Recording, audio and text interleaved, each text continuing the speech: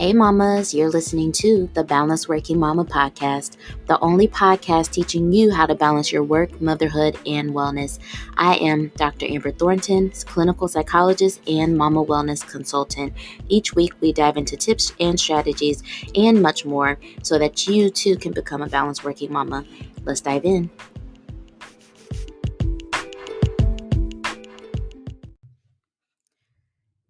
Hey mamas, we're here again. Another episode of the Balanced Working Mama podcast. Hey, hope you all are doing well. Um, so let's check in. It is Sunday. It is Sunday. Um, there are a few things on my mind. One, I just have to say that Balanced Working Mama is growing, y'all. Like it's growing. It's growing, and I am so excited about it. If you follow me on Instagram, you may have noticed that I'm working on hiring a little bit of help and working with some virtual assistants. So let's just say I'm getting the help that I need to ensure that I can continue to support all of the working mamas out here who want to continue to balance their work, motherhood, and wellness. And it makes me feel so good. I'm so excited about it. I'm excited that the podcast continues to grow every week. So thank you all for continuing to share it with your friends and your family. Um, I didn't get that. Could you try again? okay, now my Apple Watch is trying to talk to me. Um, either way, I'm so happy. I'm happy that it's growing. But with that, that also means that I am needing to do some work to ensure that I am not overworking, that I am not um, overly stressed, and that I'm continuing to prioritize the things that are important and that also matter, such as my wellness, such as time spent with my family, such as just general downtime and rest. Those are the things that I'm really working on. And so, I explained to you all before with being balanced working mamas, it's something that you constantly are striving for. You're constantly working on the balance. And there's no such thing as you've got it all together, you know? One of the things that we're talking about a lot in the Empower Wellness program with the mamas who are participating in that program is that different challenges, different issues or struggles come up at different points and seasons and phases of our life. There might be things going on with us, whether it's with our health or our jobs or whatever. There might be things going on with our children or our spouses or family members. And in those moments, you might realize that your priorities have to shift, or your wellness might have to look a little bit different. But the thing is, that doesn't mean that wellness completely goes out of the window. It doesn't mean that the things that are important for you completely go away. You have to figure out, okay, well, what are my non-negotiables? What are the things I absolutely need to ensure that I have a a well day or am rested and able to tackle all the challenges. We just have to learn how to pivot and shift, and that's definitely where I'm at right now. You all know I still have a full time job, but I'm 100% committed and dedicated to growing Balanced Working Mama so that I can help more women achieve what they want in motherhood while also balancing wellness and their priorities and the things that really matter to them. We are going to completely change the narrative of what is possible for working mothers, and it is not going to include self-sacrifice. It's not going to include running yourself to the ground. It's not going to include doing everything in your home for your family. We're undoing all of that, and I'm so happy to see it happening and see it coming alive. So just know I'm also working on my wellness. I'm really working on putting up some bold and firm boundaries around the work that I do. It's not okay for me to work all the time, even if I really want to.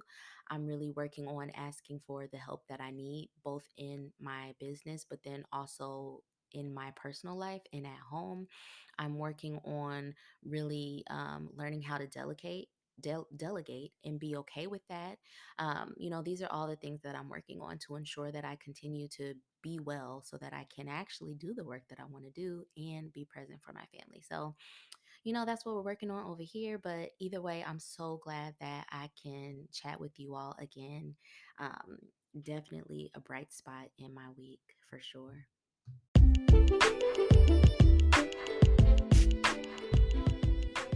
Hey mama, Balanced Working Mama is growing. I want to make sure that you stay connected and up to date with everything happening over here. So you don't miss any of the good stuff, head over to balancedworkingmama.com, sign up for the newsletter. You'll always be the first to learn of any new podcast episodes, events, programs, and you'll get a hello from me every now and then. So sign up today, mama, because I want to connect with you soon.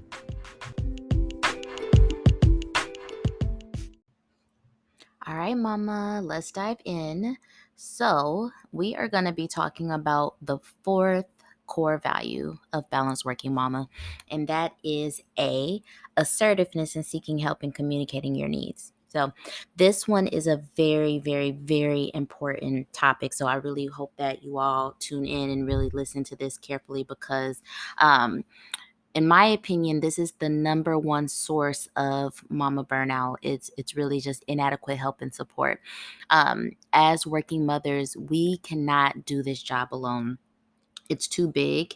It's too much for us to do alone, and we should not have the expectation that we can do it alone, and it's not right for other people to assume that we should be able to do this by ourselves. We absolutely need help in balancing our work, our motherhood, and our wellness, particularly with the things that go on at home.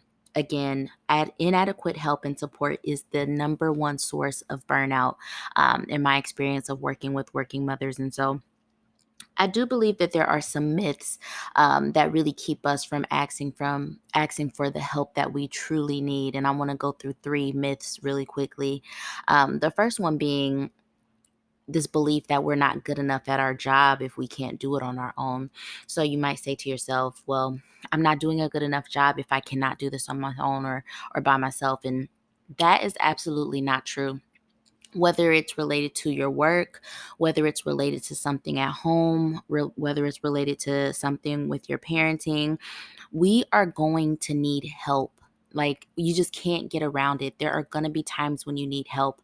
I've worked with so many women, particularly Black women and women of color, who have this idea that if I ask for help, that means that I'm not doing a good enough job, or I need to try harder first before I ask for the help. And that is not true.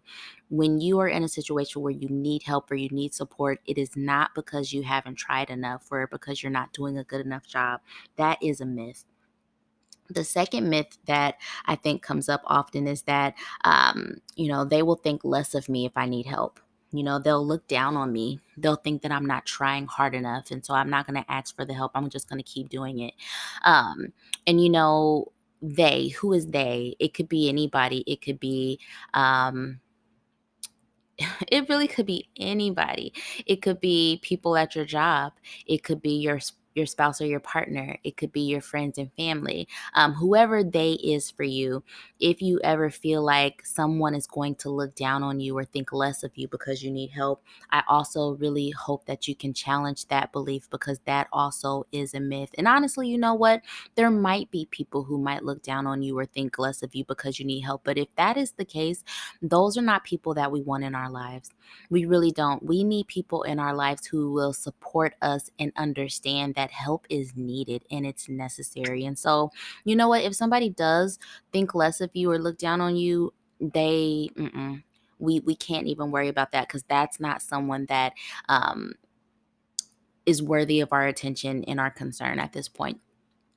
And then the last myth that I really think stands in the way of our really seeking the help that we need is just this idea that we're not deserving of help.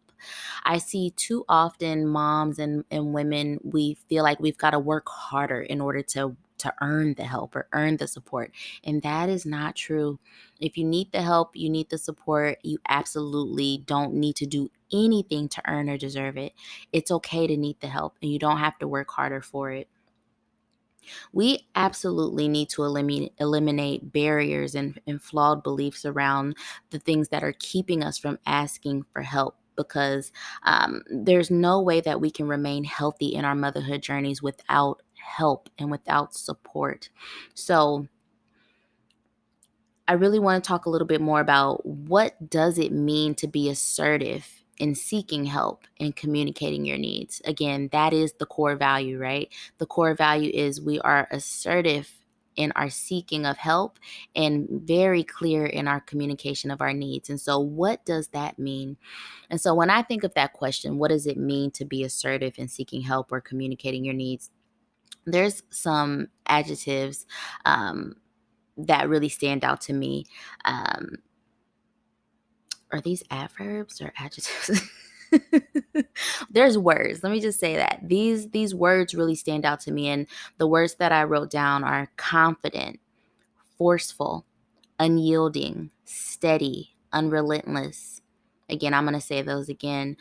These are the words that come to mind for me when I think about being assertive and seeking help and communicating your needs. And they are being confident, forceful, unyielding, steady, unrelentless.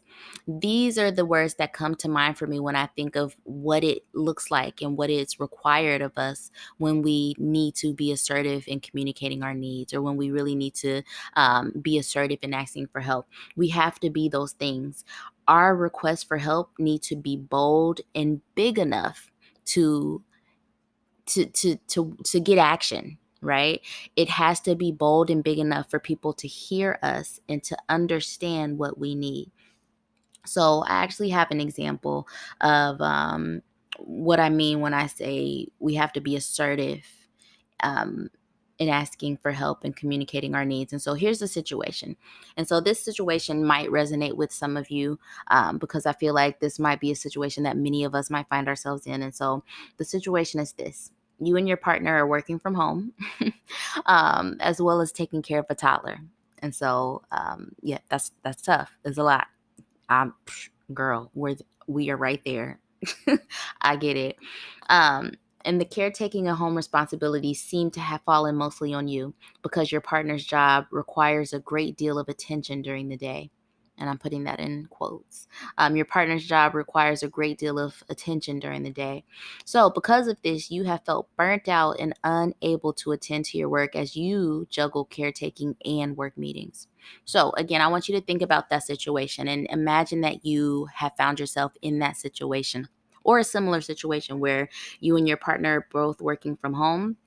It's not something that you typically do, but you both also have a toddler who needs to be cared for.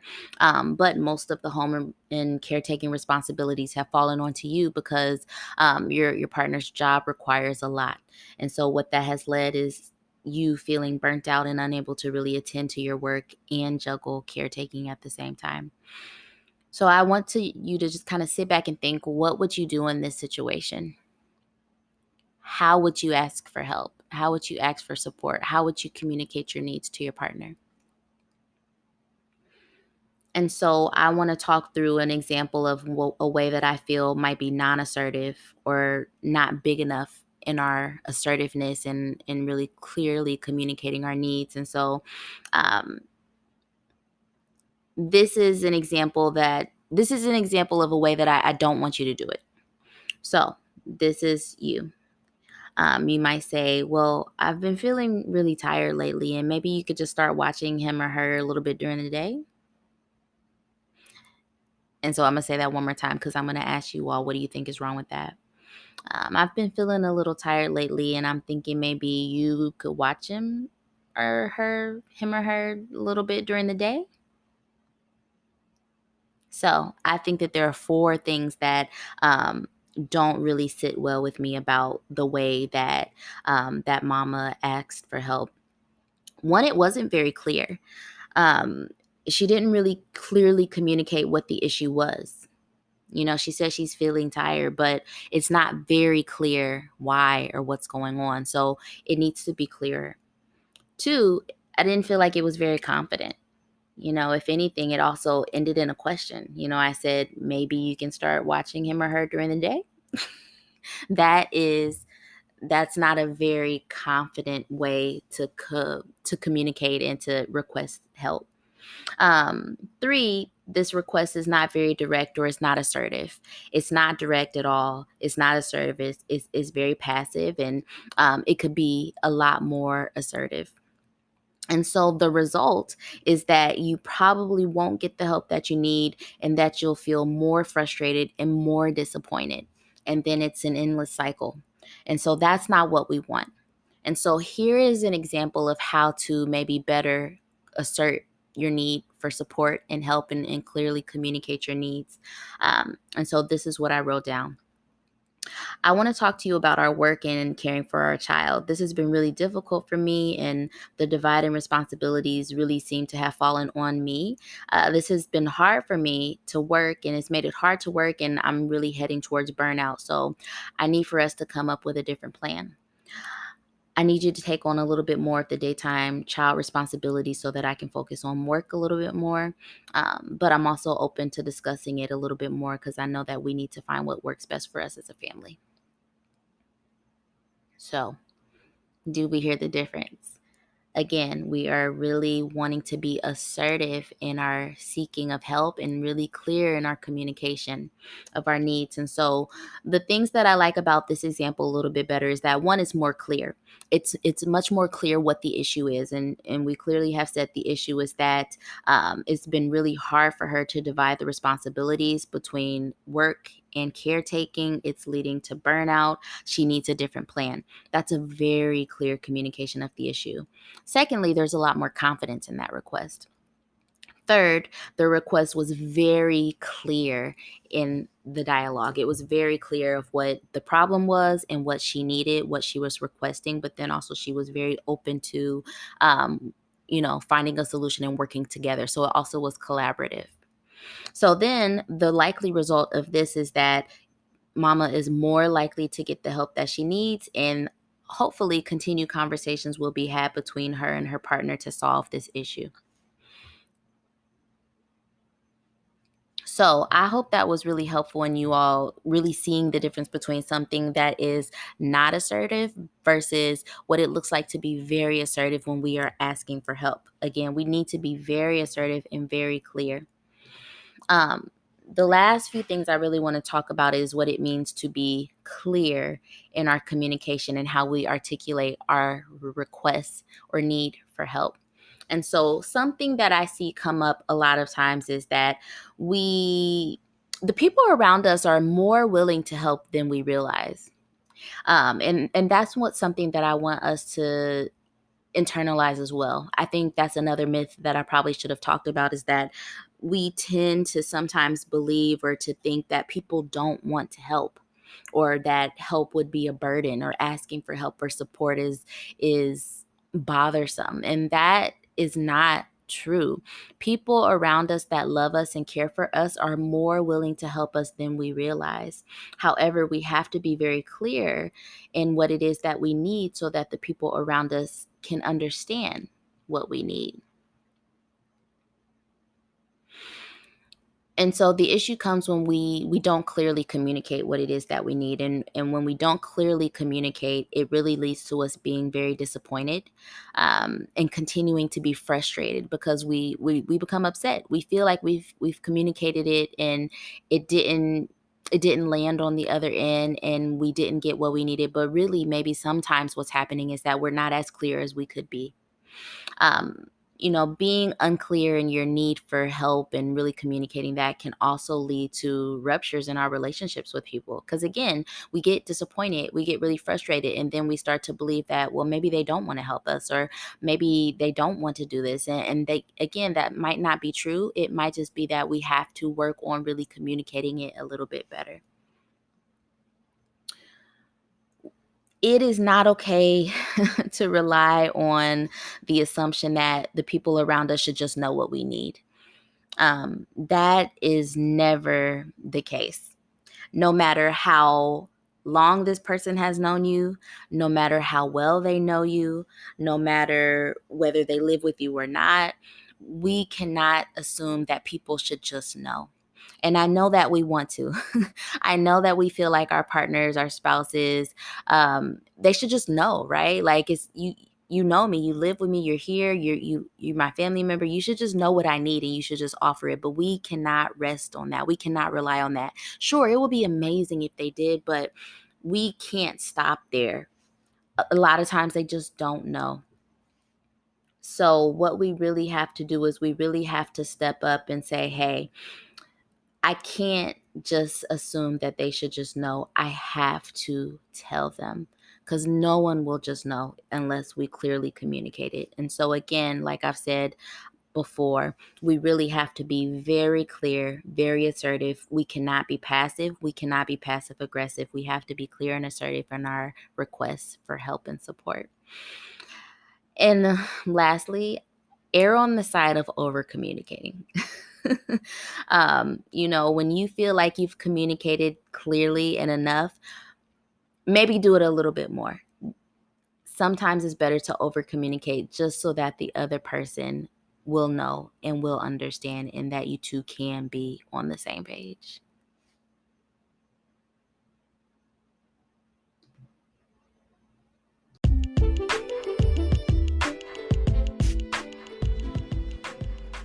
Hey, Mama, I'm so glad you're listening to the podcast, but I also want to connect with you on social media. So be sure to follow me and Balance Working Mama on Instagram. You can find me at Dr. Amber Thornton. That's DrAmberThornton, and Balance Working Mama at Balance Working Mama. BALANCEDWORKINGMAMA. Follow along, join in on the fun, but then also send me a DM to say hello. See you there.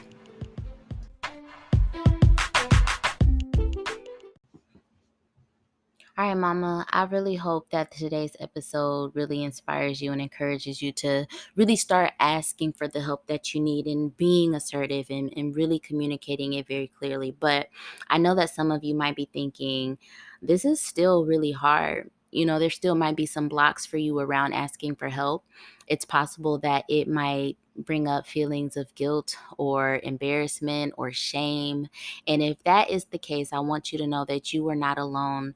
For many of us, asking for help is really, really difficult. But the one thing that I want to tell you is that when we ask for help today, it means that we have a better time asking for help tomorrow, and then the next day, and the next day. And the next day, when it's really something very big that you absolutely need help with, I really want you to get into the habit of really practicing this, because this is a practice. And it might not feel comfortable. It might not feel like something you want to do or you feel comfortable yet just doing. But I assure you, Mama, that if you really start to challenge yourself to ask for the help you need today, it's going to be so much easier tomorrow and the next day and the next day. I really see this for you. And I truly believe that you can do this. You can do this. And so I am absolutely rooting for you. I want you to start small. Ask for the small things and then work your way up to the bigger things that you feel might be a little bit more difficult to ask for. But Mama, I feel like, what I don't feel like, I know you can do this. And so, again, I'm rooting for you. Really practice asking for the help that you need, because you don't have to work for it. You don't have to earn it. You absolutely need the help. And I want you to get the help that you need. So I hope that empowers you and encourages you. Ask for the help today.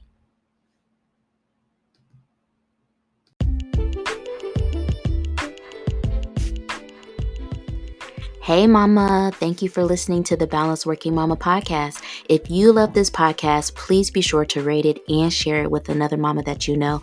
And don't forget to follow me and Balance Working Mama on Instagram. I'll talk to you soon.